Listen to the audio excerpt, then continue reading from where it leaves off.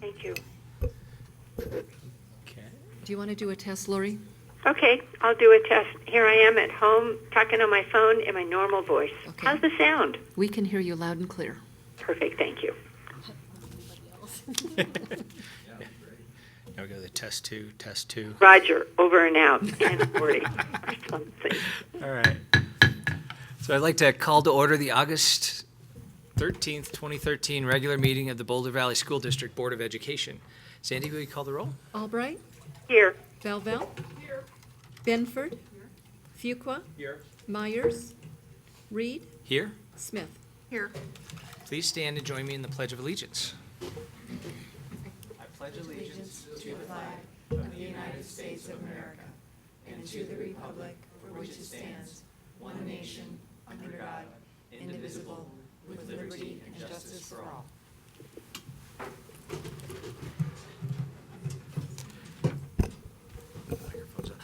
So, we get to read our new vision statement. And so I'd like to remind everyone, the new vision of the Boulder Valley School District is we develop our children's greatest abilities and make possible the discovery and pursuit of their dreams, which when fulfilled will benefit us all. We provide a comprehensive and innovative approach to education and graduate successful, curious, lifelong learners who confidently confront the great challenges of their time. So in support of that vision, I'd like to start with the superintendent's report. Dr. Messenger.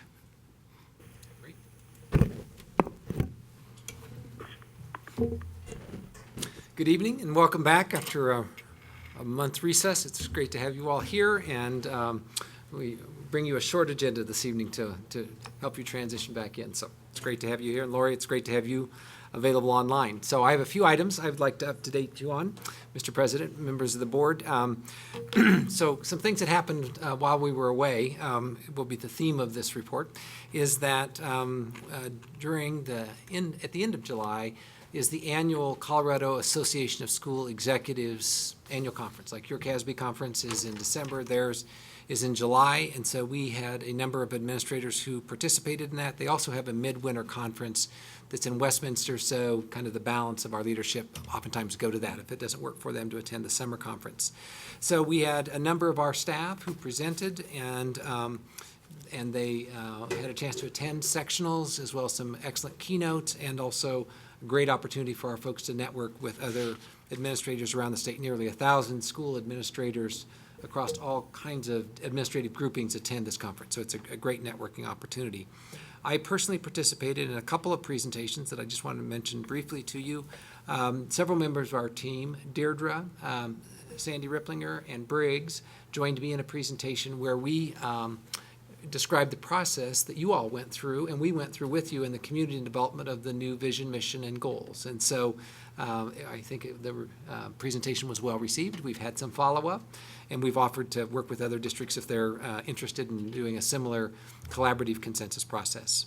The other presentation I did with Kathy Gebhardt and Kevin Wellner from CU, a professor in the College of Ed, and we presented on the development of grassroots efforts around coalition development within school communities and districts, and how that might impact policy development, local initiatives, and possibly even legislation. Again, it was a good conversation, and we had a good response. So anyway, and again, we had a number of other administrators who participated in presentations.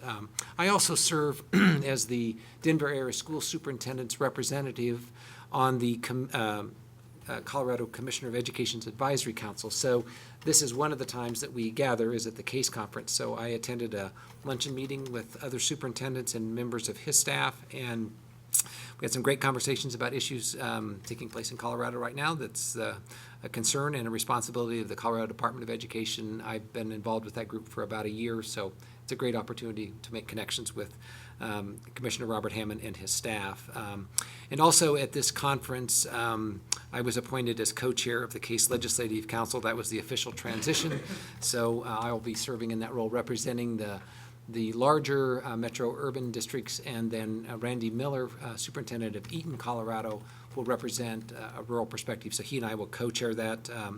Elizabeth Rosen is the lobbyist that works for CASE, and so we'll work closely with Elizabeth, and also Bruce Coy, who's the executive director. Those are names that most of you know or people you've worked with. So anyway, we are starting soon on that work. Well, actually, we've already started. So Also, this summer, summer school, as you know, has been notably expanded. We've benefited from some nice articles in the Camera, which have been pushed through Ed News, highlighting some of the work we've done around teacher training, our outreach to our communities, and just expanded sites at the elementary, middle school, and online opportunities for students. So I visited a half a dozen or more of those sites this summer, and really good things were happening. Our number of participants expanded notably. You might recall we used $400,000 from the budget process a year ago with the intent of carrying it into the summer. We added Title I resources and ESL resources to that, so well over $500,000 invested in summer programming. And so we'll prepare a report for the board. We'll visit with the Agenda Planning Committee, whether that's a written report or best presented in person. We'll give you a written document either way. So some of the data we're collecting is participation, things that worked well, things that we learned that we'll do different next time, and also looking at some assessment data, trying to gather what impact this has. And then, of course, when the children return to school in a week or so, we'll monitor their transition into literacy and other areas of study. So, and some of you had a chance to visit those sites as well this summer, which was great. I also just wanted to mention, we'll have a report on this in September, we're planning, but the strategic planning process following your formal approval of the goals in June, we've convened an executive committee that's working with Dr. Kimberly Miller out of Fort Collins. Today or tomorrow, we'll be pushing out an email to all employees, inviting them if they would like to serve on a steering committee for the strategic planning process. They'll have an opportunity to make application. Our interest is to get a representative group of employees representing different employment groups, and then we'll also reach out to parents and community representatives as well. So that's in formation right now. We hope to have our first meeting in early September, and we'll do a report to the board early or in September about that process. And I'd be glad to answer questions tonight if there are any. The other thing that's going on around educator effectiveness, we're still working through some issues around, that's Senate Bill 191, working on some issues with that to get all the T's crossed and the I's dotted. But we did initiate the end of July a thorough training with our building level administrators on their responsibility as the plan you reviewed and approved in May. And so training up for this is a big deal. And so we started that work with our principals and assistant principals and other district leaders, and we're working closely with BBEA on this because, as you know, the teachers will have a new evaluation process this year, and as will the principals. And so then we will have monthly ongoing training for, again, principals and teachers going forward. So good process. Shelley Landgren and leadership in this building and the Teachers Association have planned that day, and it was very well received and successful, but we also know it's just the beginning of our work around transitioning to that new evaluation system. And then the last thing I would comment on is that last Friday we had a day-long workshop with Dr. Frank Locker, and Jenny was able to drop in for a portion of the day, and that is a complementary activity around our Capital Improvement Planning Committee. So SIPSI, Don Orr, Susan Cousins worked closely with Frank and members of our team to organize that day. So the focus really on that day, we'll give you some updates on this. You'll have a report, actually this Friday report of some things going on with SIPSI, was really to look at the nature of 21st century learners. What does that learning look like? So it wasn't all about buildings and walls and classrooms. It was really looking at the future of education and of student learning, and then we entered into the question about what about our facilities might we address that would enhance those opportunities for students, or are there things that presently restrict them? And so our hope is that as we work through this planning process, it will help advise SIPSI, which eventually will advise their recommendations that will come to you later this year. So anyway, that's it was we think a productive day. We had 140 participants. So building level leadership, district leadership, community members, SIPSI committee members, foundation committee members. So we had the PDC was packed, and it was a full day of both presentation and conversation and planned activities. So that was with Dr. Frank Locker. So Jim, that concludes my report. I'd be glad to answer any questions about those items or address other topics of interest to the board.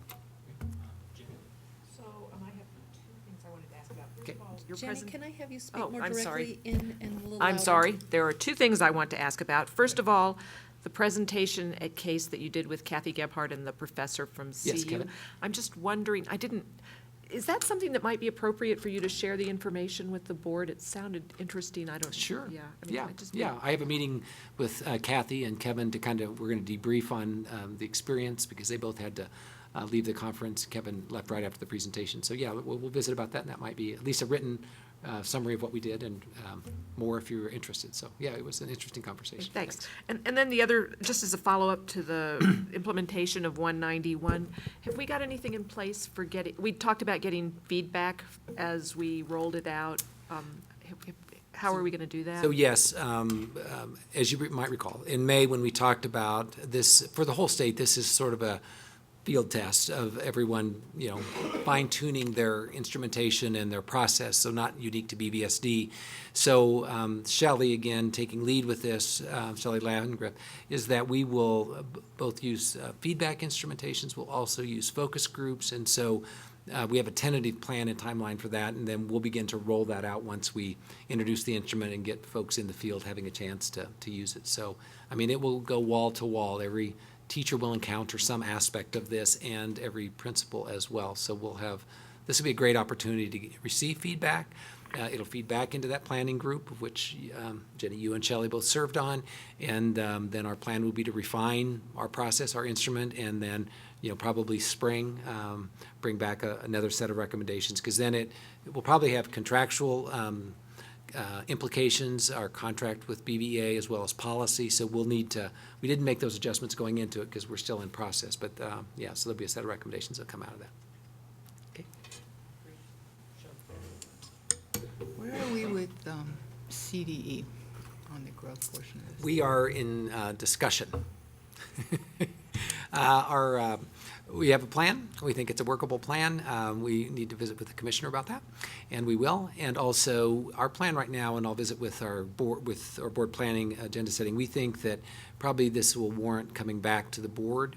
And you remember in May we met with the bargaining team and the board. And that's when we kind of gave ourselves direction. And so we think it'd be appropriate to review any modifications in that plan that we think are going to be necessary to satisfy those expectations by the Colorado Department of Education, and also honor our commitment to do we still are planning to do what we plan to do. There just may be some additional things we need to do, and we want to review those with the board. But we'll first review that with Commissioner Hammond before we do that, so we don't go down a wrong path. So I would say within a month, Shelley, our hope is that we have these issues addressed. Okay, so are we planning to try and do a growth piece for 2000? We are, but it's going to be, our commitment is still to do what we said we would do, and that really is to have a thorough, engaging process around that growth aspect. So we don't want to give up what we'd planned to do there so that we can better inform ourselves a year from now about what that could look like. But in the interim, we'll probably need to make some provision to gather data. But we believe there's quite a bit of flexibility around it, especially this year. As I've had a chance to visit with other districts, our peer districts in the Denver area, there certainly isn't any one thing they're all doing. They're really where we are, and they're experimenting with some strategies, informing themselves, and so I think we're all kind of in a similar place around that. So I think we can be like our peers and still be compliant and fulfill what we want to do to continue to grow this instrument. So we're optimistic. I just wanted to mention, I found this in our board packet. We've got the Boulder Valley School District Effective Teacher Standards Supervision and Yes. Evaluation Guidebook. So I guess everybody was busy over the summer Yes. working on this, and so this will Product- be, So we use that for our training with the principals. Thank you, Leslie, for bringing that up. And so that's in your packet. And so that's, looks like more than a draft, but it's a draft because this is our year of development. But yeah, that'll be part of our training protocol. and then I just wanted to mention that I joined the Colorado School Executives LinkedIn group, and they actually did a really nice job of every day listing a lot of talks and information about it, and there might even be, I don't know, I didn't really delve into anything particular. I did see Helene was mentioned, because Yeah. she went down there, or up there to the mountains. But, maybe the talk that you gave, or the presentation might be on that. Yeah, so I'll check it out. I haven't actually gone to that site. Yeah. so. But they were very busy and did a good job, it looked like, of, sort of posting information. Yeah, they're using the technology. Yeah. So I assume we're going to come to a agreement with CDE over the assessment piece, but if we don't, what's the worst that can happen? I mean, are there sanctions they can impose? We're highly confident, Sam. Highly confident. Yeah, we've explored some options, and there is an appeal process that we could go through if we, partly we, unless we felt we needed to, we'd probably just do not invest the energy to do that because we have plenty of things to do, including the development of this instrument. So we'd like to, but you know, we'll see where this goes. But yeah, there are some other options if we can't quite get in line. Yeah, you bet. Our next item on our agenda would be public hearing and public participation. So our next item would be public hearing and public participation. Do we have anybody signed up? No. So I can dispense with reading that, and we can go to board communication. So board members, certainly we couldn't have been busy as the district. Comments? Leslie? I seem to have been really busy in July, even though we were off. So I got to spend 2 mornings at Casey, where one of the pilot literacy programs occurred, and it was really fun. They had a literacy block and a science block using a curriculum NEED. I don't know what that stands for, NEED. That's wind energy. And so when I went over, the students were busily testing different configurations of the blades and different materials, and I had a graduate student working over there. And I was just so impressed to see how the science teachers were integrating literacy into that and ways of doing it. And I thought, wow, these kids, you know, I mean, they're going to be fully bilingual. You know, they speak in English to the teachers, and then they'll turn right around and speak in Spanish with their peers. And, you know, I'll be curious to see how the data turn out for, you know, as far as the literacy improvement. But they had to do some reading of the curriculum, and it was very technical, and I was impressed with, by and large, most of the students were able to read out loud the text. So I think it's great that, you know, I guess attendance is a little bit of a problem, which we need to overcome, but the teachers there were enthusiastic and feeling very good about the program. So I also got to go up to the Mountain Research Station, where high school students in BVSD spent a week working with graduate students and learning about research that's going on at the Mountain Research Station. I think a lot of them will be involved with the senior research seminar, which prepares them for science fair. And one of the students in our group, we were learning about forest ecology and the pine bark beetle, and that happened to have been his project that he's doing next year. So he was very excited to be able to work with a graduate student, and you know, I learned a lot too, so it was really fun to see the kids. There was, let's see, my group had Boulder High and Fairview, but it's open to all the high schoolers, so that was neat to see. And hopefully the research station can continue supporting that, helping to support that. And one thing I wanted to mention about Casey, speaking of mixed schools, it wasn't just Casey students. I was asking the students where they attend, and it was Centennial, Centaurus, Louisville Middle, Casey, so they were all getting mixed up, which was nice. And then I attended the district leadership team get-together. That was really nice to connect with everyone. They had a day of training, and it was just fun to, people were a little tired, but they seemed pretty enthusiastic, so that was really good to see that getting kicked off. And then I just wanted to mention that Monday night is the open house for the Mapleton Early Childhood Education Center, which I'm really looking forward to attending. Helene will be there also. Great. And I'm hoping some of the city council members that helped usher that through. I think it's at 6 to 7? 6 o'clock, yes, 6 to o'clock. 7:30. That's right. So I encourage anyone and everyone to go, because it's really a beautiful building, and I'm very excited about the program, so. Thanks, Leslie. Sam? Well, I'm going to be there, and I'm excited to see it, too. So the one thing I did last week was I had a chance to drop in on IDEC, the International Democratic Education Conference, which brought together educators and activists and students from all over the world to the CU Boulder campus. Very interesting group, talking about ways to involve students more in their own education. And some of it was things that we do in our district, and I'm sure other districts do, project-based learning, community service, and then some of it was more, very different from what we do in public school, but the idea is to, I think, make education more reciprocal and less hierarchical. So I just encourage folks to check them out on it's IDEC, International Democratic Education Conference. .org. Yeah.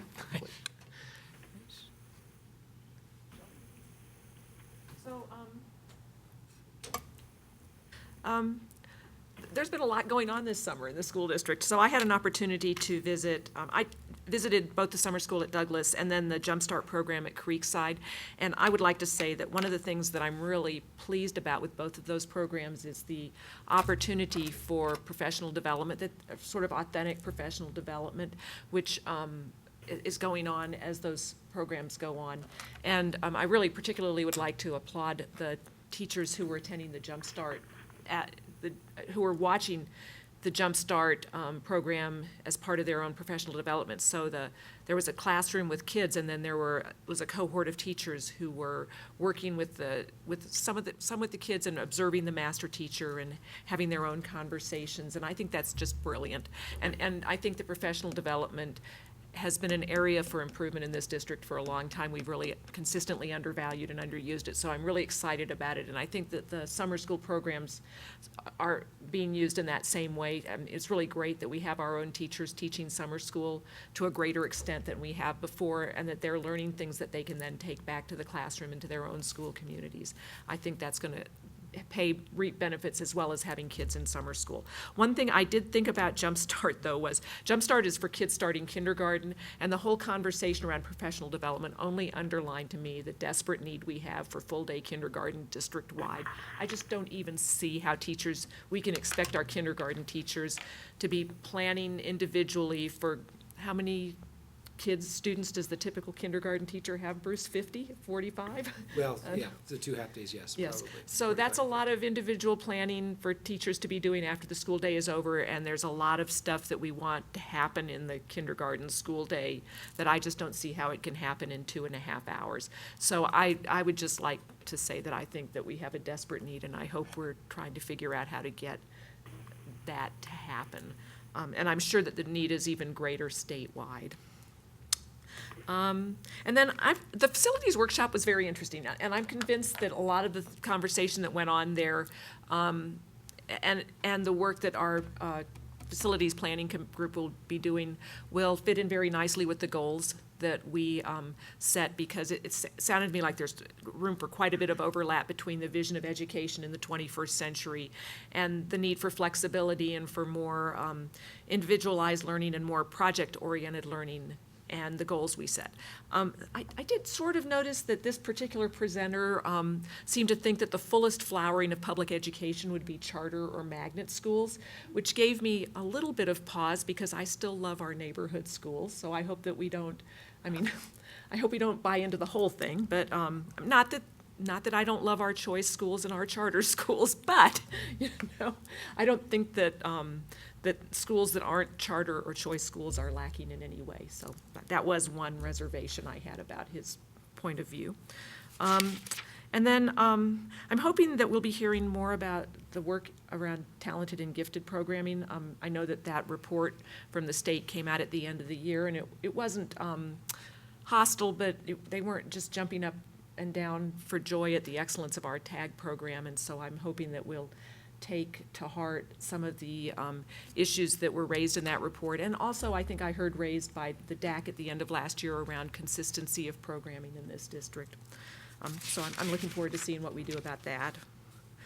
And then one more thing.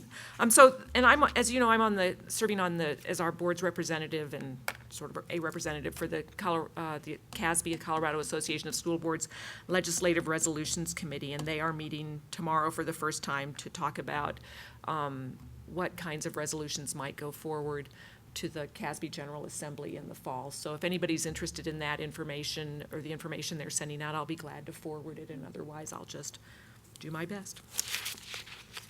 I think it's too late. I mean, their timeline is a little funny.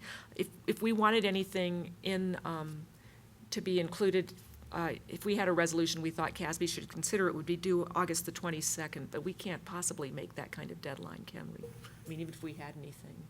I don't, yeah. Okay. That's what I thought. Okay. Thanks, Jenny. I should check because Lori? I won't report in at this time. It's a little crazy being on the phone, but I'll share some comments at the next meeting All right, thanks, Lori. about comments from over the summer or thoughts for right now. Thank you, though. All right, sounds good. The sound quality is good. I think my board members have covered it. I actually did take some vacation time, went camping, didn't catch any fish. Came back very pleased with the new registration and being able to pay fees online. That simplified my life quite a bit, created lots of time for me to continue to not catch fish. And now here we are in the fall, and it is election time. And there are 3 seats up for election on the school board. And pleased to see that people have already started pulling petitions, people interested in running. So I think that's a good thing. Anybody interested in public service? We were certainly all interested enough, and it's definitely a rewarding endeavor, even if it is a little challenging at times. So with that, we'll close the comments and then move to our first information item tonight, which is just the new School Finance Act and amendment, what we now call, I guess, Amendment 66. So, Dr. Messenger, did you have a... Yeah, so in our agenda planning, when we determined to place this item on this evening's agenda as an information item, Jim and Lori asked that if Tom was out of the country at that time, so he wasn't able to participate in the planning session, but asked that I might do a brief overview. Basically, it's been a while since we've talked about this, and has anything changed much since we last talked about it? And there are a couple of things. So what we laid at your place, Jenny, I think you asked today for what will be on the ballot language. So what you have is really just from the Secretary of State's office. Obviously, you can access this. So what you'll see on that handout is the ballot language on the cover sheet from the website of the Secretary of State. And then what's included are the working notes of what would be altered as a result of a successful election. So that wouldn't be included in the ballot. So the ballot language is actually on the cover sheet. And as was noted, this is now being referred, it is now Amendment 66. So I'll just make some brief comments, and then I think, Jim, your intent was to then have conversation. So there might be questions that you might have of me or of the staff, and several of us have been working on this in the interim. I will just note, part of my role as co-chair of the Case Legislative Committee is I've been brought into the discussion with those individuals who are organizing the campaign for the election. So I've had the opportunity to have input and give comment, I guess, to the planners around the campaign. As you know, the launch is this Thursday, so much more of what's been going on behind the scenes will not be behind the scenes any longer. And I would just say that our suggestions on campaign materials, on accuracy of information, transparency, have been, I think, well received, and we've seen some of our input be incorporated in the materials. So that's been a little bit of work that's been going on in the last few weeks. So just some highlights of the school finance, the new School Finance Act and how it would affect us. As you know, Senate Bill 213 went through the last session, which was the rewriting of the School Finance Act, and the trigger for that is this fall election. So it's dormant until such time if there is an election that increases the funding for public education to the tune of $950 million, which is reflected in the ballot language. This would not take effect until 15-16. So if it's approved this fall, it wouldn't affect next year's school funding formula. It would be the year after that. So again, we've talked about that, but those are sort of just some footnotes. So if it's a successful election, what would it be for BVSD? So that's what we wanted to highlight. So it would result in full funding for kindergarten, which we've talked about before. Also, all Colorado preschool program eligible students would be served. There would be adequate funding to serve all Colorado preschool program children that are on wait lists or to be identified, and there would be some other support for preschool or early childhood education. So those two things in combination are a major investment in early childhood education, full day K, Colorado preschool program, and other support services.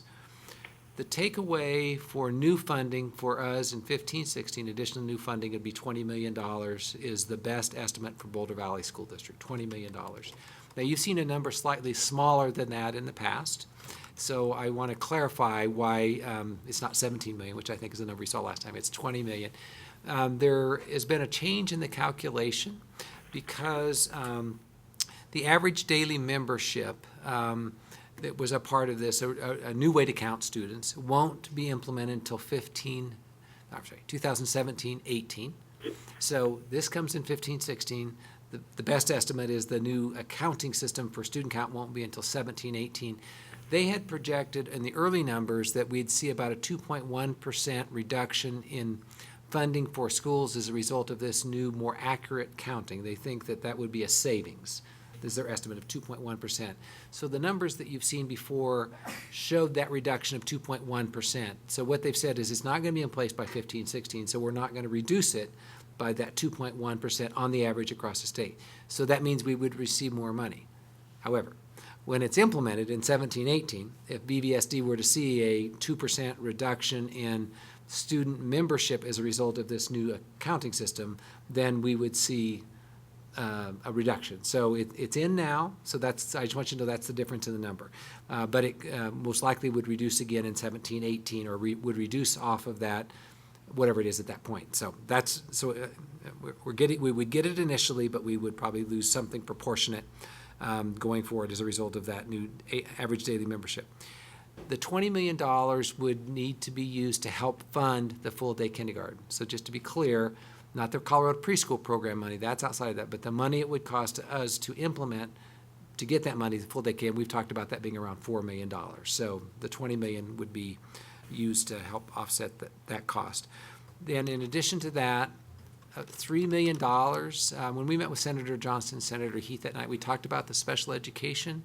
So, and I think Senator Johnson specifically addressed that evening. His estimate, and we agree, so an additional $3 million would come. So that would be in addition to the $20 million. So our best estimate is that, $80 million statewide is what's going into special education reimbursement across the state. Kind of our fair share of that based on our data today would be about $3 million.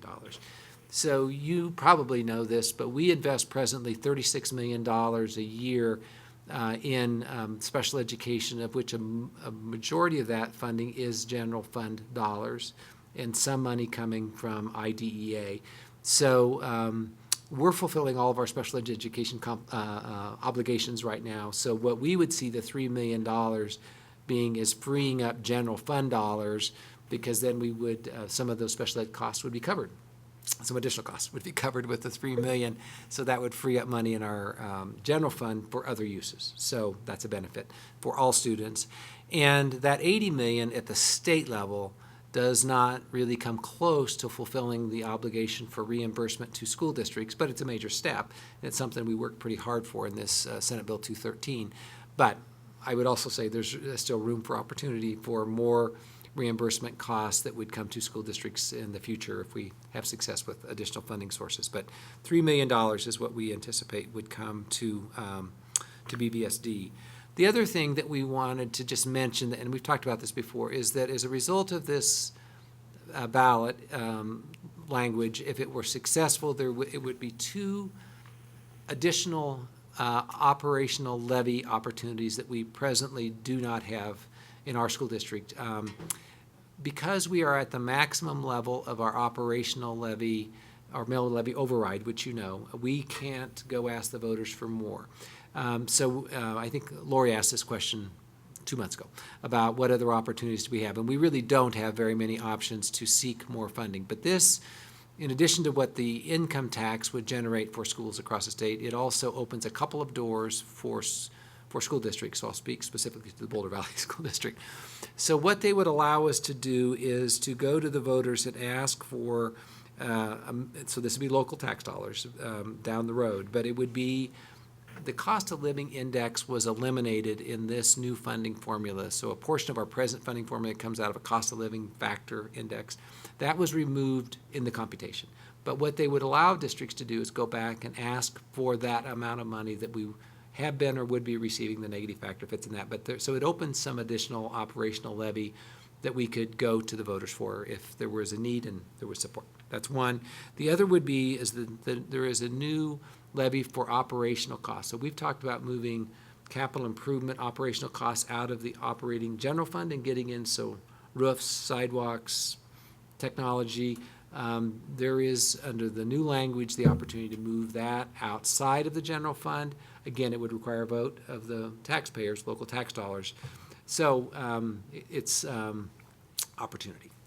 There isn't money in those unless we go to the voters, but it would give us some flexibility, because that's been a question we've talked about before. Then, of course, the Amendment 23, which is in our Constitution right now, which has been in place well over a decade, would be modified, replaced with new language that would be the 43% of the state's general fund revenue would be designated for pre-K-12. So again, we can talk more about that, but I think you're aware of what that new provision would be in the Constitution, that there's also a hold harmless provision in this, that in the event that 43% of the, as defined, the general fund going forward somehow generated less money than the present year, whatever that present year is, the investment in school funding is held harmless, the allocation of that. So it wouldn't go below where we are. It may not keep pace and it may not be enough, but there is a floor, that it hits the floor. So there is some protection in that, but of course most of the provisions of Amendment 23 would be dispatched if this were to go through.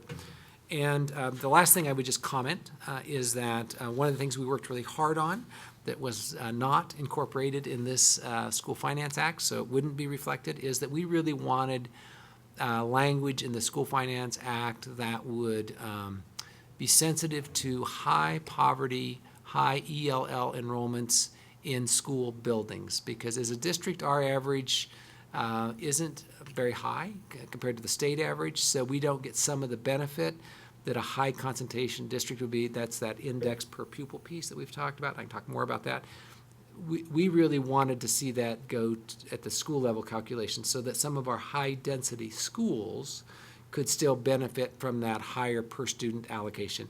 So that would be an example that we would suggest in a future legislative platform, if this all goes through, that we'd team with other districts that have similar interests, and there are a number, that we would work to amend the School Finance Act to be more responsive to school communities that have those needs, not just school districts. So the other thing I would say, there is a flyer that's being developed by the campaign committee that basically, this isn't the final draft yet, so we didn't make copies because I'm sure it'll all come out after the launch, but I just want to give you a heads up. Much of what I just kind of rambled through is reflected in this flyer, and what they're doing is designing it, so it's a campaign brochure, so it's pro-election, of course, but we've worked pretty hard to get the facts accurate, and then each district will have a page that's specific to their district, Poudre, Boulder Valley, St. Vrain. So the 20 million I mentioned, the 3 million I mentioned, those things that are unique to BVSD because of our district would be in our flyer, and then each district. But other things that are common across all districts would be the same across districts. So anyway, I just wanted you to know that this will probably appear in an email near you soon. But again, we've worked hard to make sure that we're not misrepresenting what would be included in this if it's a successful election in November. So Jim, that's probably more than you wanted, but it's really most of what you've heard. The only real change was the $20 million in the average daily membership, but I'd be glad to elaborate on any of those points. And of course, Leslie, Bill, Briggs, others have been working real closely with this. We'd be glad to answer any questions you have. All right, well, yeah, thank you, Dr. Messenger. I know as this has gone through, we've had opportunities to ask questions and everything, and, you know, this law certainly has changed quite a bit from when it was first proposed in January, particularly its effects on BVSD. I thought that the board could use this time to just kind of discuss what they're feeling about the act. I mean, we can certainly ask additional questions, but where people are at. The board may or may not do a resolution one way or another. Thought this would be an appropriate time to start figuring that out. So I don't know if we want to just go around the table and, okay, Leslie, questions? Yeah, I just have a couple of questions regarding what Bruce presented. I just want to make sure I'm clear. So the $3 million for special ed, did you say that would be on top of the 20? Correct. So it would be 23 Total, million total? right, right. And that 3 million, I assume, would change depending on how many special ed students we have? Right, so it's, to get down into the detail of that, it's what they call Tier B students, and so those are the higher cost students, and so that's what this is anchored to, and we certainly have our proportionate share of high cost, cost associated with those services. So yes, the 80 million, I mean, so it could grow over time, and there certainly could be changes in the School Finance Act that would go to other areas of reimbursement. What they say is today, this would almost get us to full reimbursement for Tier B costs, but not all special ed costs, but yes. And then, so if this passed, then we would have to provide full-day funding for all kindergartners? Or- We would not. What it does is it makes it so that if we offer it, we can count a student as a 1.0 student. And so if we chose not to, or 80% of our students, or that's how many were interested, then when we count membership, then that would dictate it. So, I mean, theoretically, we could not offer it, and then we wouldn't get the money associated with it. So the 20 million would go down because they wouldn't be enrolled or membered full-time. That's how that would work. This is based on the assumption that all of our present enrollment count would be a 1.0 instead of a partial, which it is now, a little over half-time is what it is now. That's what generates the balance of the 20 million. So they Okay. kind of play off of each other. But then, I know we talked about this last time, if we all of a sudden have full-day K for everyone, we don't have enough classrooms. Correct. But there's no money for remodeling and adding and so forth. So then would we probably have to go out for every district have to go out for a bond to build capacity? Yes, so, correct. So some of our schools today could accommodate full-day K, some could not because of capacity. So if this were to pass in the fall of 13, then the money would flow in 15, 16. So basically, we would have, a year and a half to assess. I mean, we're already doing the assessment, but we could bring that to you and just say what is our capacity. I mean, Dawn actually has a pretty good sense of that right now, but I would say some of the places we might initially be able to do full-day K probably wouldn't be locations that we'd want to go forever on. So part of the SIPSI bond planning work right now, Dawn will bring specifications forward to that planning group that would prepare us to have appropriate, adequate facilities in all of our schools for full-day K. So that'll be another discussion with the board at some point. You'll know the outcome of this by then. But it doesn't mean we couldn't do any, but there would be some limitations. We could consider other options, other locations, other community buildings as an interim. Certainly have seen that happen, so we would explore those options. The other thing that's a bit unique about this is that while we're in transition, that money can flow.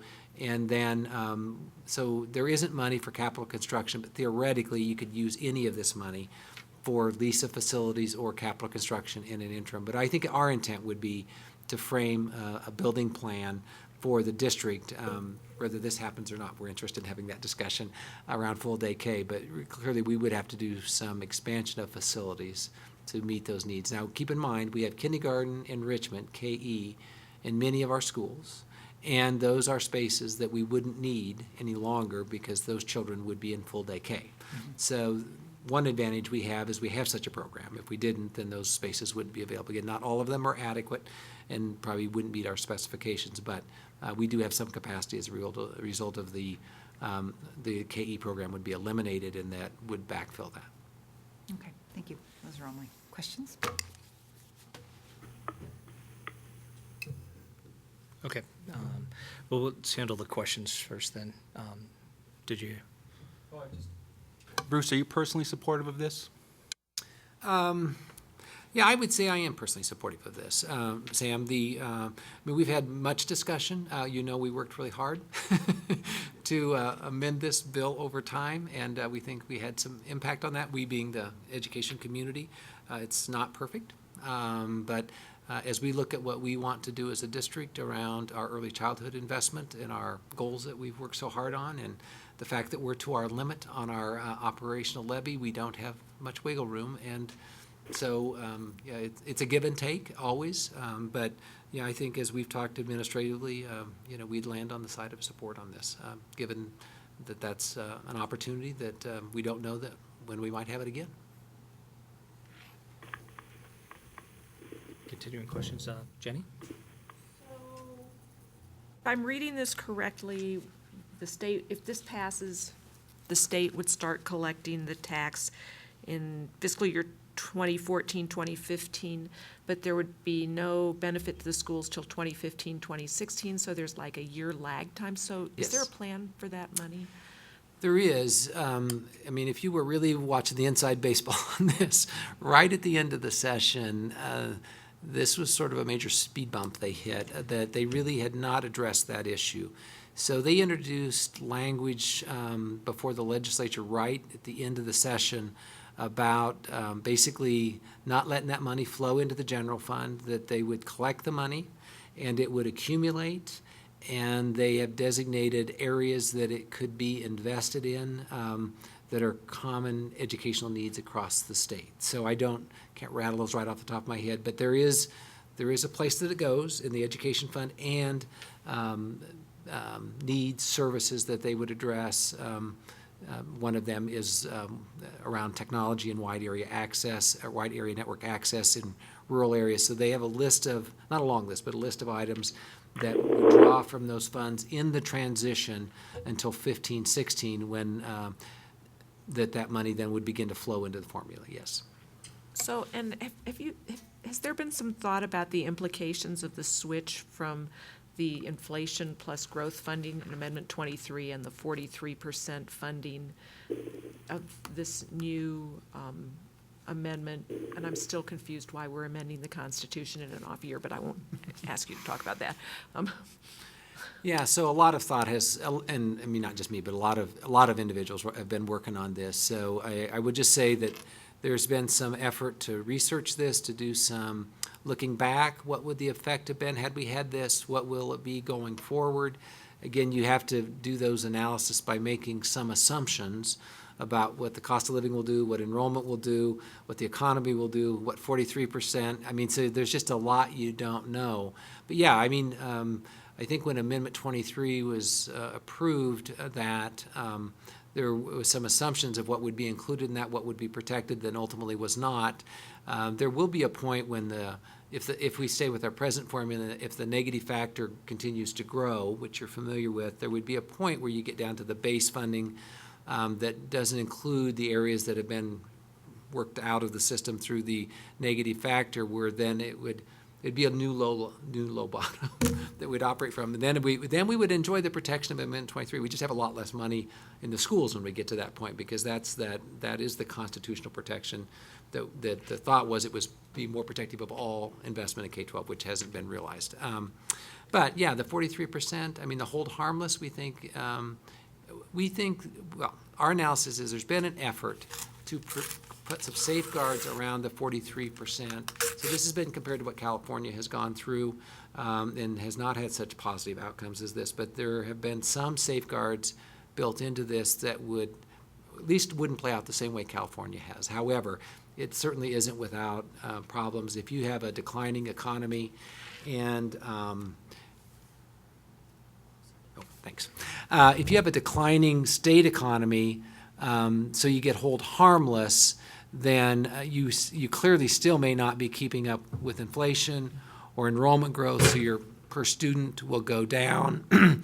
We're dependent on the income tax coming in, and again, at a difficult economic condition, well, I'd like to think we'd be growing to the point that the 950 million could be sustained. But yeah, there are some risk with that. But as we know, there are some risk associated with our present funding because we've seen that go down in the bad economic years. So as you recall, Senator Johnston, the night he was here with us, did talk about stockpiling resources in the education fund so that in those years that you're hold harmless but you're not growing, that depends on how long we're through tough times and how much is, but in that'd be a legislative decision ultimately how much they, and he addressed that night, how much they would allow to accumulate in the education fund, because it could get to $2 billion pretty quickly with the present stockpiling that's going on now. Then there's that political pressure to use that money. There'll be, the conservatives can keep it in there in case you have bad economic times. So that'll be a political decision by our legislators as to how much they hold in there. But I think it would be our interest with this scenario to probably support some reserve, some healthy reserve in there so that, and protected healthy reserve, so it would be used for K-12 education. So there's all those conversations. But yeah, I think, so some considerations have been made of how to make it get us through the lean years. And then, as you know, it's not a maximum of 43%, it's a minimum of 43%. But we also know there are a lot of demands on that state budget right now because of TABOR. So we're not optimistic to think it'll be a lot more than 43%, plus the income tax revenue. So have any other school districts, what are other school districts doing with regard to supporting or not supporting this? So I've asked that question, and again, your July isn't unlike other Julys across school districts. Folks take some time off. So I think that in the next few weeks, we'll probably hear more about these conversations going on across school districts. To be honest, I'm only aware of one school district that's formally taken an action on this. I'm not saying that's all there is, but that's the only one I'm aware of, and that's Douglas County. Early on, took a resolution to oppose this, which is reported right after the session. I asked Senator Heath the other day if he was aware, because he knew we were going to have this discussion, and but just to be fair, I think there'll be a lot of conversation in the balance of August. The campaign will start in a major way around Labor Day, both in the media as well as community groups getting organized. So I think there is a chance. But I also know a number of districts I've talked to, superintendents, that their boards don't plan to formally take a position. They plan to have conversations like this, and individual board members might weigh in where and where the other. But I think there will be a lot of districts that won't formally take action opposed or supportive of it. They'll simply try to inform the electors of the impact it would have on their respective communities. Shelley. I want to go back to the takeaway for BVSD. Okay.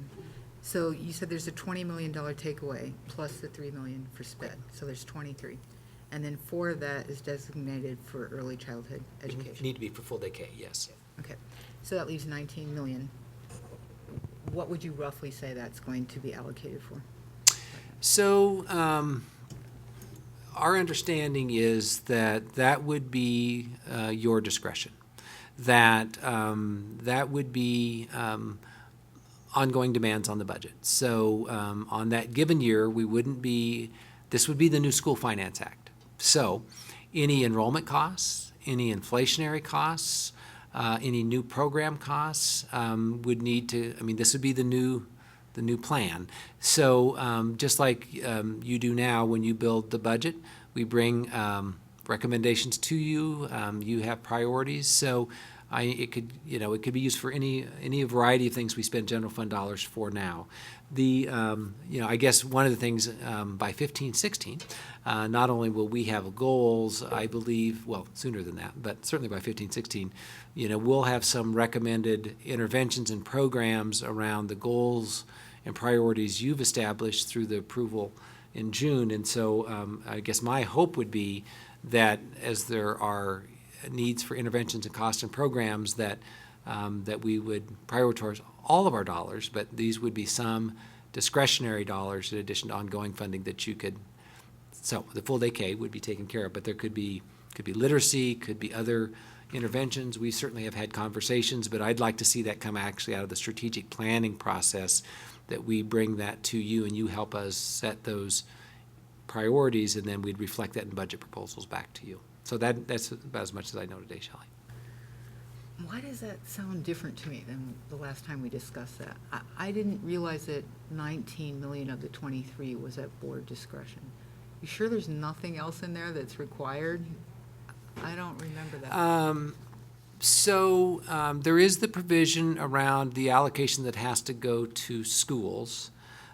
So where that was that backpack funding. Right. So we had some conversation about that. What that evolved to eventually, through much negotiation, CASB was a major player in this, is that school buildings that receive those funds that are earmarked in that way, they have to submit a plan for the use of those funds that are part of their planning process that have to come to the superintendent, ultimately is where that wound up.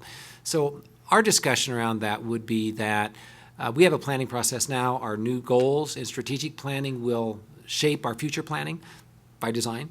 And so what I'd like to think is 15, 16, 16, 17, whether it's Sanchez or Columbine or Bear Creek, that those school communities have their plan. And so if they received additional funding for, ELL or poverty, then they would have strategies that they would use those additional resources that would be congruent with their building plan and congruent with this district strategic plan. So there is still that provision in there, but I think it's much more manageable and gives board control over superintendent, control over plans, that makes it a lot more user-friendly. There was some concerns about the autonomy that was created in that when it was initially introduced. I think this is more consistent with how we plan and do work in the district. So how much would that be in the backpack funding? So Leslie, is it the ELL funding and the free and reduced that's associated with that? Is that your understanding? It will, but that's still less than the money we've been receiving now for other sources, so this will be additional funds Right. that can be spent, just like you said. Right. So, so one of the questions we'll get to deal with is that, so I'll just use this as an example.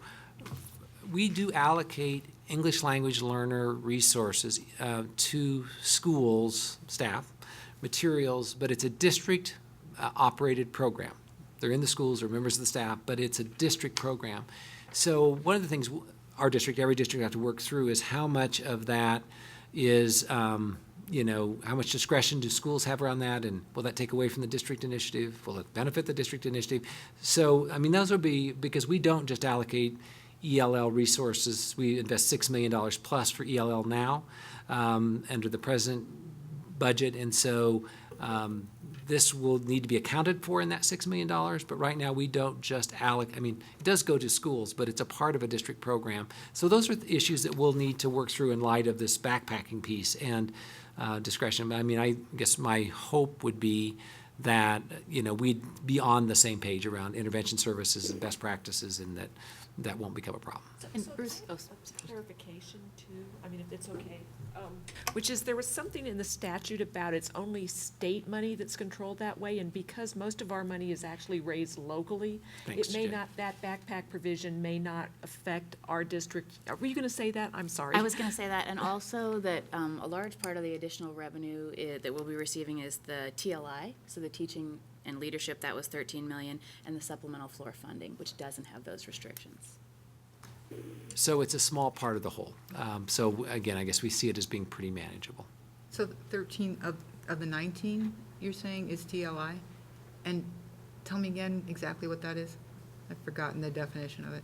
Well, TLI, teacher, leader, Teaching and leadership investment. thanks, it changed names mid-session, is the effort of the legislature to fund the reform efforts that they passed in the recent years without any money to support school districts. So, Testing. yeah, so it's work we're doing, working hard to do without additional resources. But it's not earmarked specifically for those. It's additional resources to help us continue the work that we're doing. Okay, so that's what I'm remembering, Yes. is that this money is not really all at the board's disposal to spend, because 13 million of that 19 has to go for reform efforts. But that's your discretion. So let me drill down, be more specific. So Senate Bill 191, educator effectiveness. We didn't bring a budget proposal to you for that. We're attempting to do it on existing resources. And so now if we decide we need more trainers or more professional development or whatever, that would be allocated in the general fund, and this doesn't have to be earmarked for those uses. The idea is it infuses resources in the district, and knowing that we have costs associated with that. The current academic plan for middle school and high school students, again, we're doing it presently through our counseling program, some software costs, but we're doing that out of the general fund now. This just adds to the general fund, and so we are presently experiencing associated costs with those reforms without at least any identified resources. So we don't have to say $3 million of this is for educator effectiveness. I mean, we're obligated to do the work, and this is additional funding to help. It can replace what we're doing now and we can free up. So Okay, one other question. So worst case scenario, the economy takes a serious dive in the next 5 years or so. How would we be affected compared to the current scenario, if that were the case under the new law? Because I wasn't clear with that.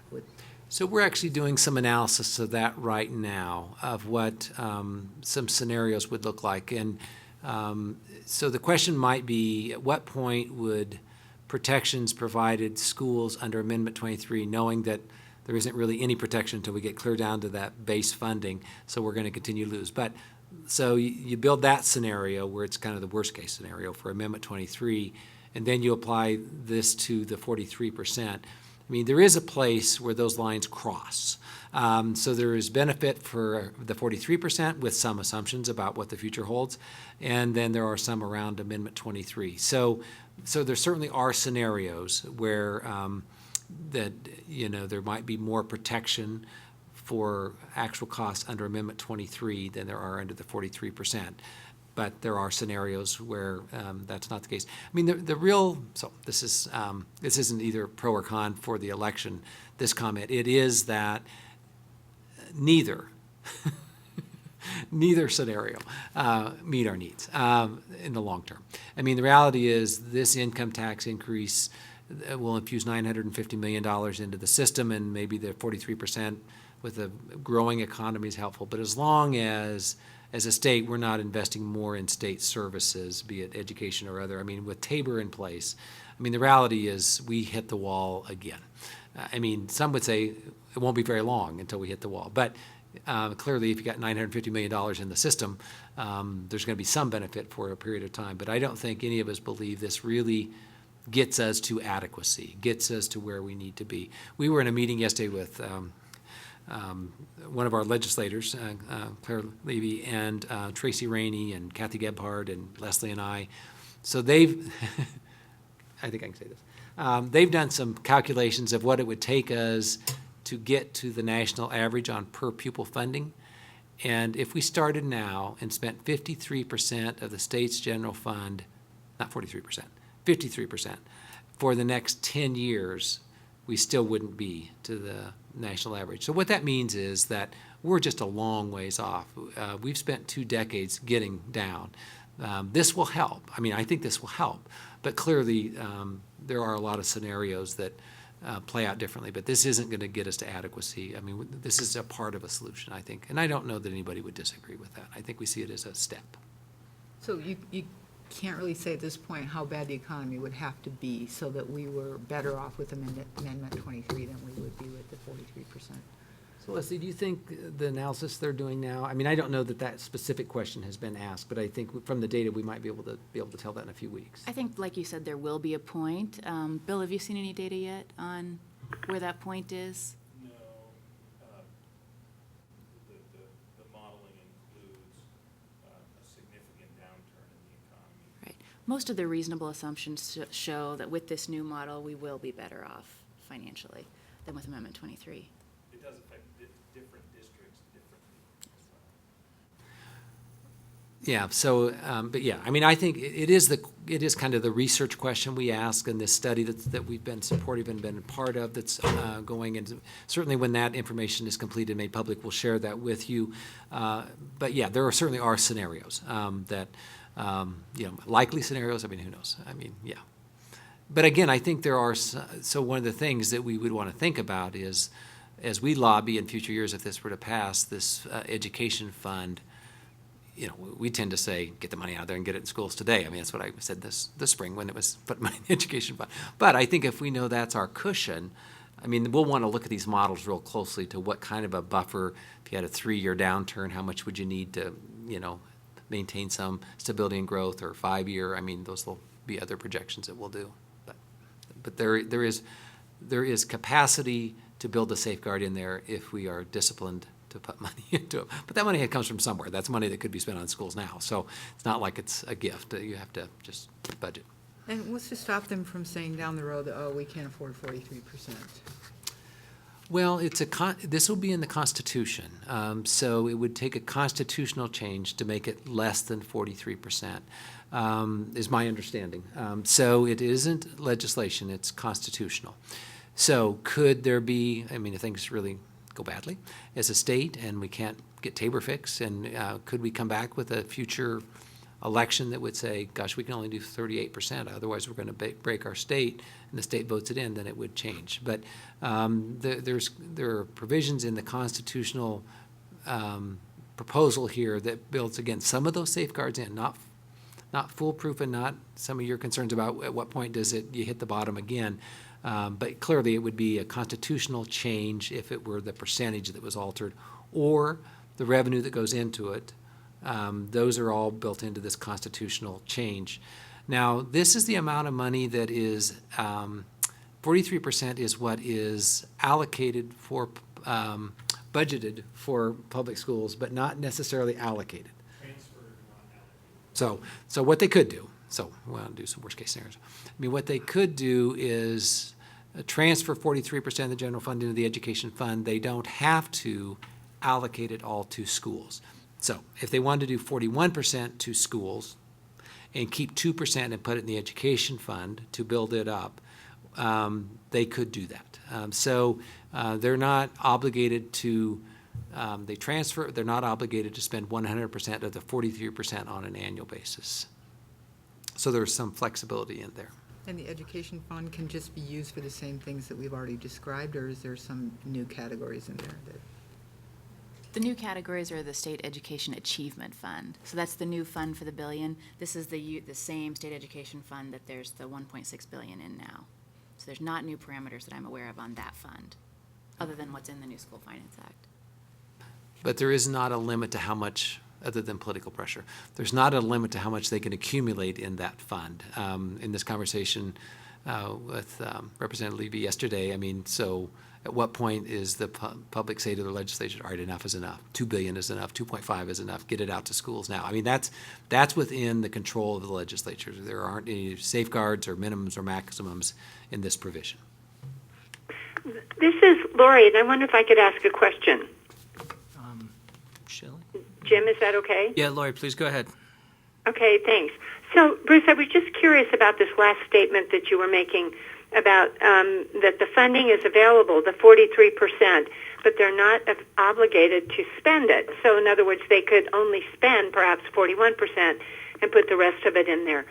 One of my biggest concerns has been the fact that we are abandoning Amendment 23. We're repealing it through this measure, and that has been a stable source of funding. So when the economists look at the comparison between, you talked about the lines crossing at one point. You'd have more, possibly, depending what the scenario is, more money under 23 or more money under this measure. How if the legislature doesn't actually have to fund schools at the 43%, doesn't that lead us to worry even more that we would be cut even more? I mean, as I said, my first priority, my first biggest concern is that we're abandoning Amendment 23, which has been an assured amount of money, to this variable, fluctuating 43%, as the revenue in the state might shift and might change. And so now if they don't even have to spend the 43, it makes me even more concerned about the amount that schools would get. So, Leslie, the 43% can't be used for other purposes. It has to be used in the education fund or go to schools. They can't pay Medicaid That's right. prisons out of it. It has to So, be transferred to that fund. which doesn't fully address your question, Lori, but it can't be used for other state expenses. So it does give some protection, doesn't guarantee it's going to get to schools. So yeah, I mean, it's really one way or the other, but it isn't that if they decide to transfer 43% and allocate 40% to schools, that 3% cannot be used for other state services. It has to be either given to schools or placed in the education fund. So they might feel like they need to build that up for future years or whatever, but they do, just my point really was they have that flexibility. So who can determine how the state education fund can be spent? I mean, could they start new schools in anything? I mean, I can't even imagine something, but maybe it won't be schools the way we know schools today, schools like Boulder Valley School District. I mean, it just worries me about how this money might be essentially taken away from us. Yeah, that's my question too. What exactly can they do with the fund that's different from what they're saying they're going to do with the 43% right now? Well, I think the intent is that it'll be distributed based on the new School Finance Act rules. So similarly now, there'll be a dollar amount that's determined through the 43%, whether they allocate the full 43% or not. And then it'll be distributed based on these new allocation rules in the School Finance Act, based on the average daily membership and the new ELL and at-risk funding. I mean, that's my understanding, Bruce. Does that? Yeah, I think so. So that, I mean, the nuance here is, for us to keep track of what's in the Constitution as a result of this election versus what is then in the School Finance Act. So this Constitution, the legislature can't change on their own, obviously. The voters can in the future, but they can change the School Finance Act. So what Leslie just described, on the political side of this, they've adopted a School Finance Act in the last session.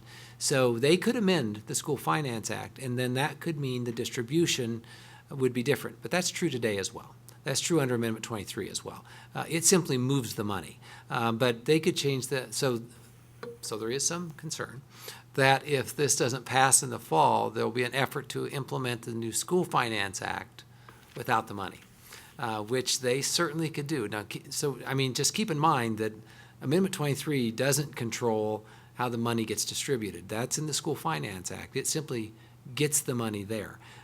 So the fear we might have around that is real, but it is, we elect people to make those decisions, and then we work with them. So, yeah, I mean, it could go different ways today as well. So, because what determines how the money's distributed on a per student basis or around factors or GT or all of that is in our present School Finance Act. We simply have a new School Finance Act. So one of the areas I mentioned earlier is that we would like to see money come on a per student basis around poverty and ELL. So if we go lobby for that, they're going to say, where's that money going to come from?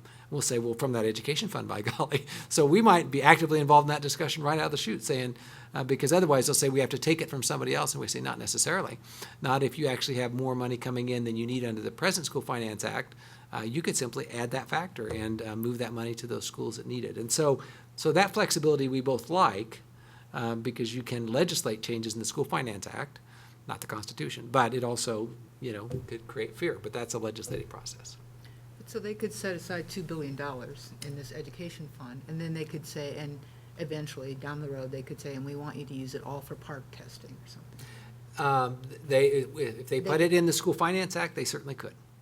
I mean, that's my understanding. That's legislative authority around how the funds flow to districts with whatever earmarks, just like they're going to do ELL and high poverty children. I mean, that's in the innovation fund. So those wouldn't necessarily have been exactly the way we would have packaged it, but the legislature did. So you're right. They could say we need a more accountability system, or, so much has to go to performance pay. I mean, sure. I mean, but they could do that today. So are we kind of getting to the end of questions? So, I mean, I realize this has been a complicated, detailed thing. We're very fortunate to have a superintendent and staff who have stayed so on top of it for us.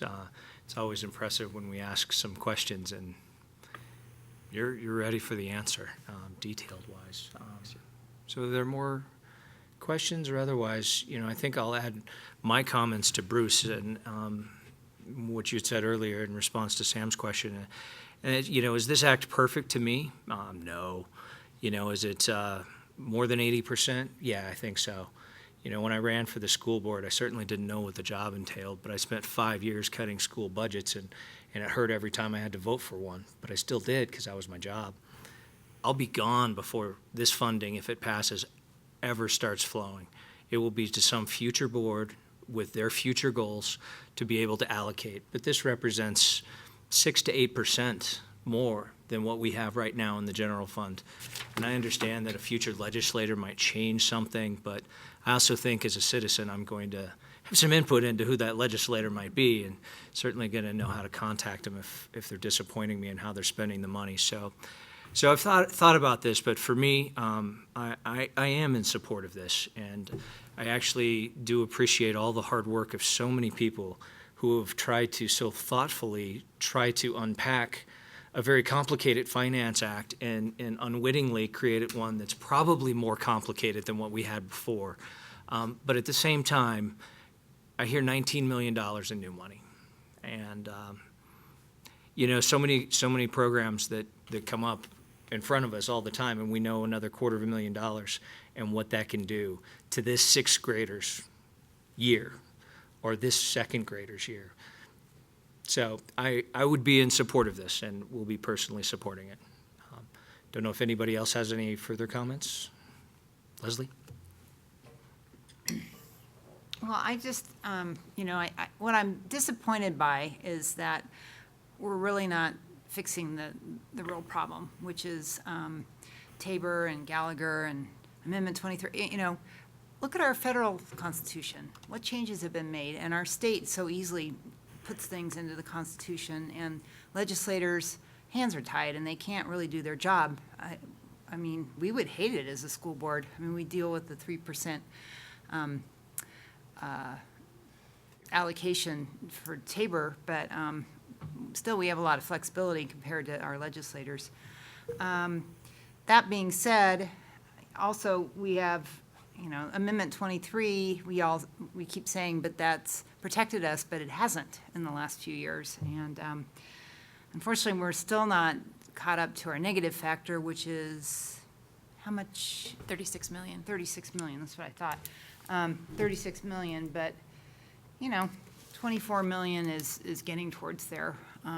So I think that's good, and I do appreciate how hard Senators Johnston and Heath worked with school boards and Case and so forth, hearing concerns and trying to craft something that is palatable to 172 school districts. I know we're not happy about the funding for high poverty districts, how they get more, and some of our high poverty schools won't get that. But at this point, I feel like it's about the only thing that we have, and I'm going to support it also. Sam? I'm personally supportive as well, and I would support a board resolution saying that.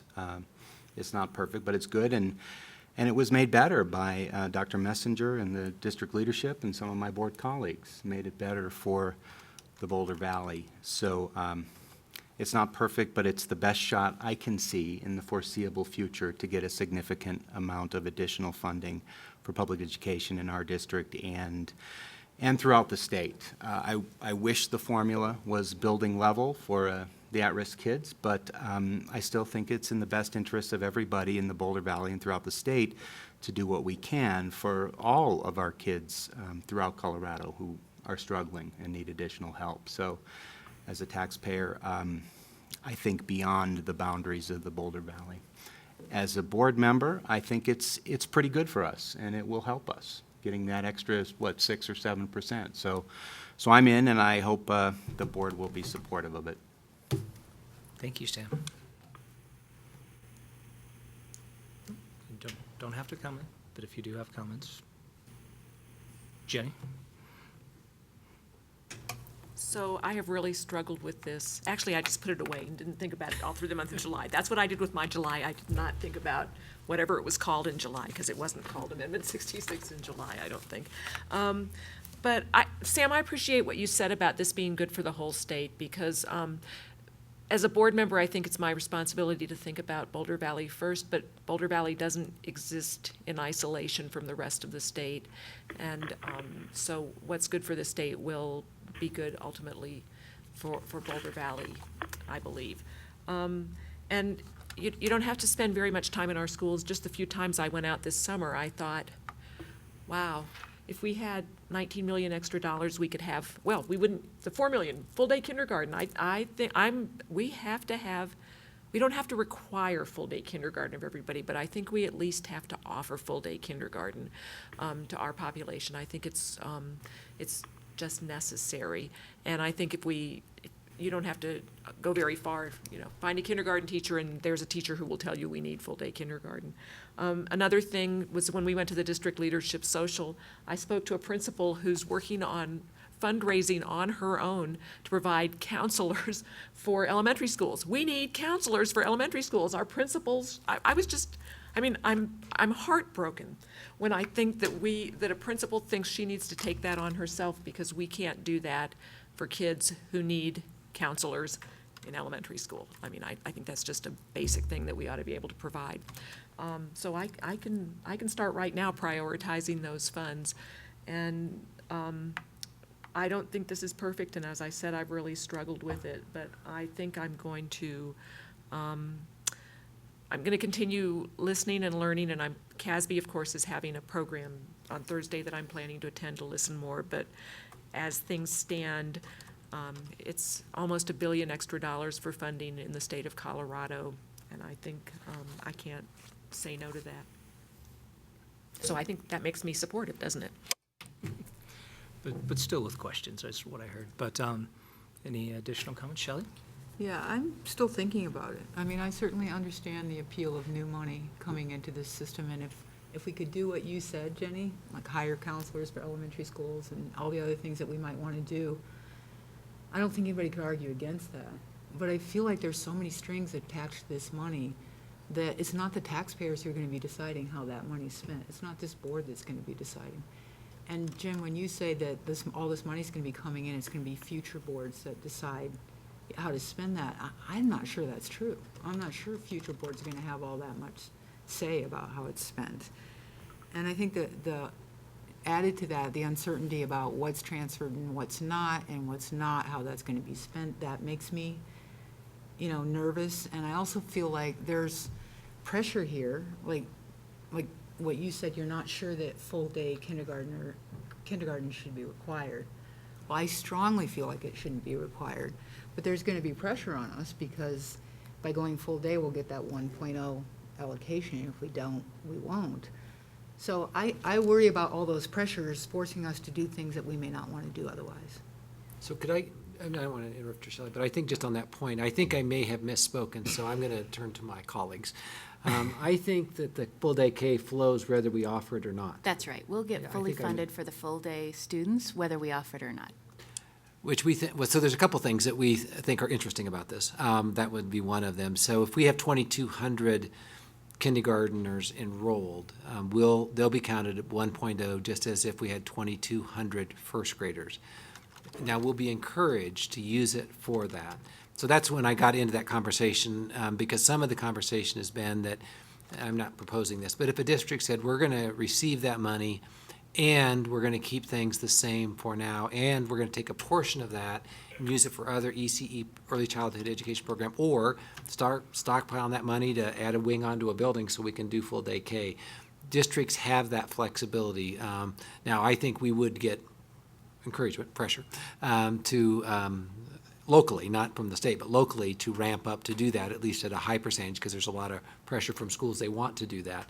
But I misspoke on that. We would get the 20 million because they would be their portion of that. Now, if we offer it, we've estimated our staff cost is around $4 million, not our facility cost. So then we deduct that $4 million of additional staff costs. So the other thing that we've talked about briefly, which I'm just not, just didn't bring it up tonight, is that we'll get full funding for every high school student enrolled, regardless if they're part-time or not. We'll get full funding for every high school student, with the expectation if they're only attending one of our high schools 3 periods a day, we would work with those funds generated in their full-time basis to support their other learning needs, whether it's going on to a college campus or a tech school or, an internship. I mean, the expectation is we'd use those dollars to support that student, but we wouldn't have to account for part-time students at the high school level like we do now, which is a big deal for funding. They would be considered full-time kind of regardless of what their schedule is, as long as they're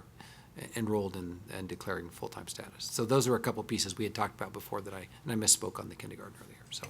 So I don't worry at all about the district trying to do the right thing with the money that we get and your ability to try and move more money into the general fund away from some of these requirements.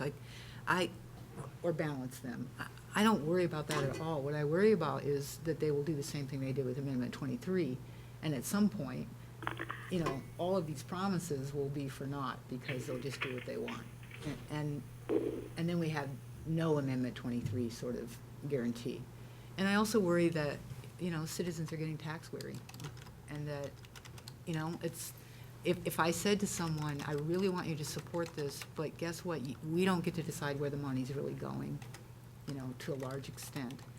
And we hope that it's all gonna be good, but there's no promises that it will be. I just don't know if I'm comfortable making that kind of argument. I'd like to be able to say, yes, you're gonna pay more taxes, and for that money, you're gonna get this, this, and this, and you're gonna get to decide that because you're gonna elect board members who listen to you and who want to do what you want done. And I don't feel like there's that direct of a link between the new tax dollars they're going to pay and what they're going to get for that money.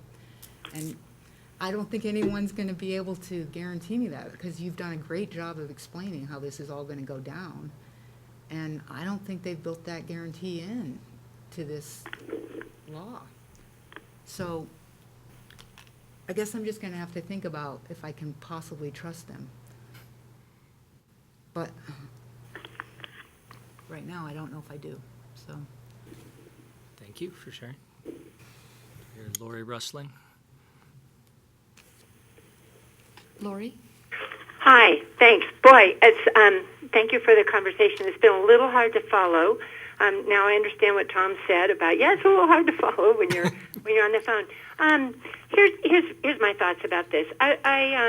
I'm grateful for the $950 billion that's going to go to the state. I'm glad that it was finally resolved in the measure that it would be that the tax measure would be a graduated income tax or income tax. I think those are really important, and I'm glad that there's an effort to raise the question to the public about how much money public education needs. It's really critical that we have more money.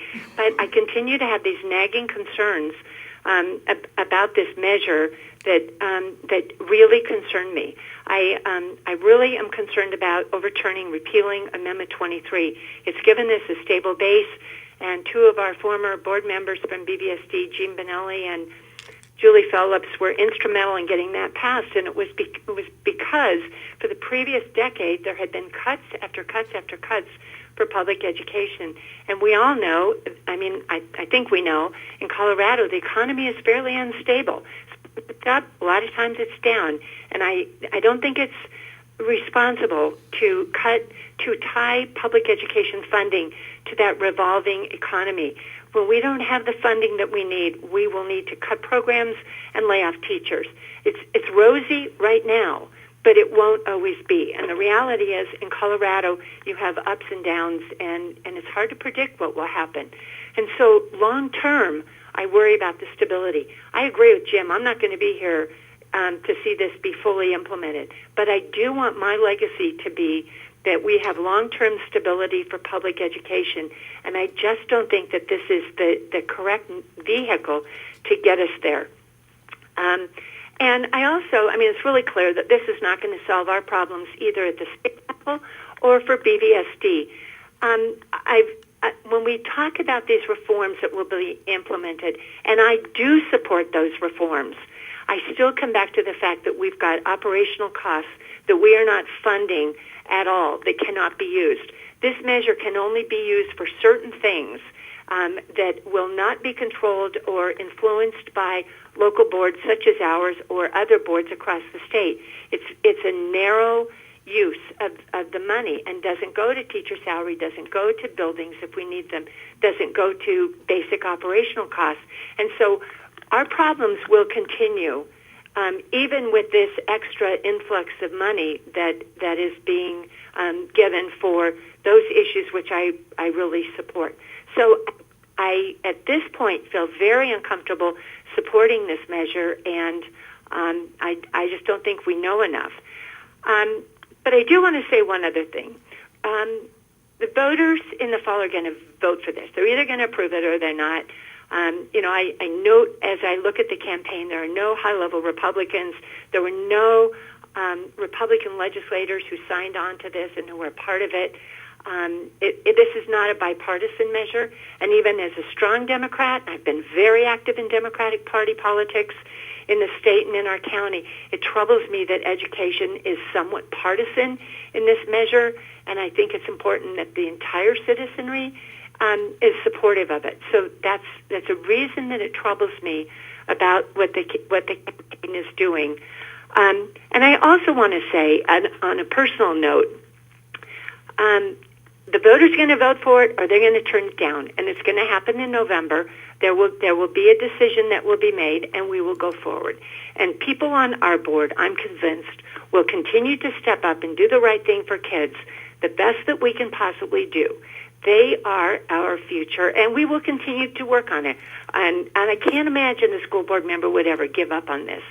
So regardless of the way this campaign turns out, both the campaign between now and November and after November, I'm sure that all of us will work together, even as we have different points of view about the value and the worth of this particular measure. And so, this whole state, it's been divisive. It's been a difficult conversation to listen to at the state level as I've listened to colleagues across the state on the school board think about funding for both their district and for the state and for the long-range stability. So, it's important to remember what we're doing here. It's all about kids. And I just wish I felt better about it. This will be the first funding measure that I have not been actively involved with. And so it's kind of an odd place for me to find myself in, but I just don't think it's prudent at this point. So that's where I stand on the measure. Thanks for an opportunity to give a little talk here, and I'll let you guys finish up as I try to listen in on the phone. Thank you. Thank you, Lori, and thank all the board members for their honesty and questions. And as more questions come up, I'm sure we'll keep this front and center for everyone. Kind of chew about what our next steps might be, given the input from tonight. But I think that was a good discussion. Our next item is the consent grouping for tonight, which tonight consists of personnel items, approval of minutes, June 25th regular meeting, acceptance of superintendent performance evaluation, the BVSD Zio conduit fiber agreement, and grant instructional services and equity consolidated federal programs titles 1 through 3, Colorado Department of Education 2013. I need a motion. Leslie, seconded by Sam. Does anybody have anything they want to pull? Does anybody have any questions? Or comments, sorry. Yes, Jenny. I'm old. We're hiring a teacher tonight who went to school with my children. That's not old. Things you shouldn't keep track of, Joe. All right, well, without any other comments or questions, Sandy, will you call the vote? Albright, Yes. Belville, Yes. Benford, Fuqua, Yes. Reed, Yes. Smith. Yes. Motion passes. Thank you, Sandy. Our final item, I guess, would be study items agenda setting. I did hear one from Jenny, which is the information item on the TAG programming. So we'll take that to the agenda committee. Did anybody have any other suggestions for agenda items? Jenny? So I've been thinking a lot this summer about the kinds of opportunities that students at our different have in different parts of the district, specifically the differences in opportunities between our comprehensive high schools. And we've had some conversations about this.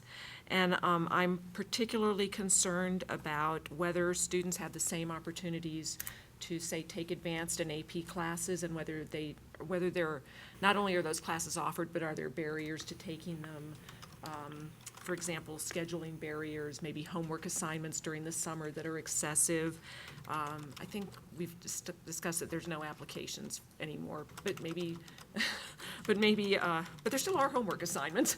And there's, and does Avid, I mean, some high schools have Avid programs that help students participate and some don't.